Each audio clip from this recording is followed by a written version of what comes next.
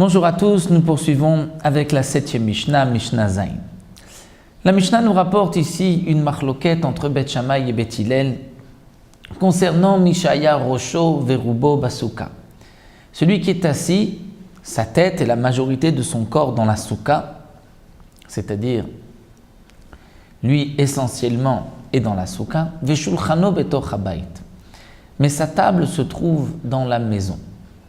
Il a une souka qui n'est pas très grande, ou même si elle est grande, mais il met sa table au bord de la souka, c'est-à-dire dans sa maison, et il veut bien sûr manger dans la souka.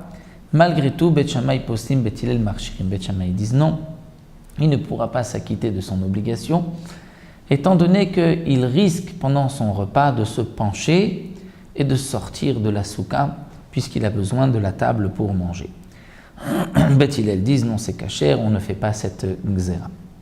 La Gemara nous explique qu'en vérité, dans cette marloquette, il y a une deuxième marloquette qui est cachée, parce que c'est vrai que le terme Beth Shammai poslim, Beth Hillel marchirim n'est pas adapté au cas de figure ici, puisque la souka est cachère. C'est l'homme qui n'a pas accompli sa mitzvah parce qu'il risque de sortir au moment de son repas de la souka, donc les chachamim ont fait une gzera. Donc on aurait dû dire, est-ce que yatsa ou lo yatsa, est-ce qu'il s'est acquitté ou pas? De là, les chachamim en déduisent dans la Gemara qu'il y a là une deuxième marloquette, à savoir une souka qui est petite. Comme nous l'avons vu, la souka n'est cachère que si elle peut contenir rosho, rubo, veshulchano, c'est-à-dire la tête, la majorité du corps et une table. Une petite table, ce qui correspond à 7 tfachim sur 7 tfachim, environ 70 cm sur 70 cm, c'est le shiur minimum pour la souka. La table fait en vérité, dans le calcul de la Gemara, qu'un seul tefach, une petite table qui n'est pas très large d'un tefach.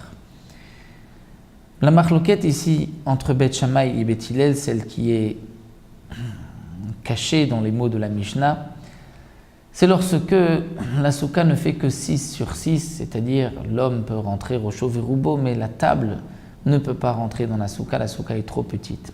Et là, Beth Shammai vont dire pasoul et Beth Hillel vont dire kasher. Donc nous avons deux marlokot. Une petite souka qui fait moins que 7 sur 7, elle fait 6 sur 6. L'homme peut rentrer, lui, Rocho Verubo, mais la table ne peut pas pénétrer. D'après Beth Shammai, c'est pasoul, d'après Beth Hillel, c'est kasher.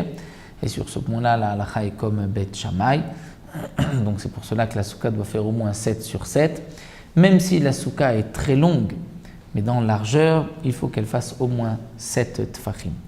Deuxième marloquette, c'est lorsque nous avons une grande souka et que un homme est assis au bord de la souka et la table se trouve dans la maison. La Beth Shammai nous disent, on va interdire gzera de peur qu'il va rentrer au milieu de son repas dans la maison.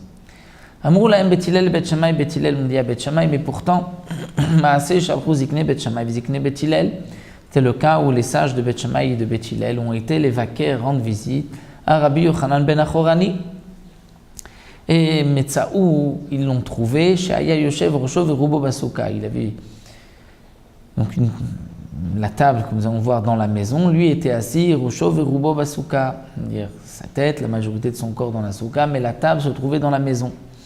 Velo Amrulo Davar, ils n'ont rien dit.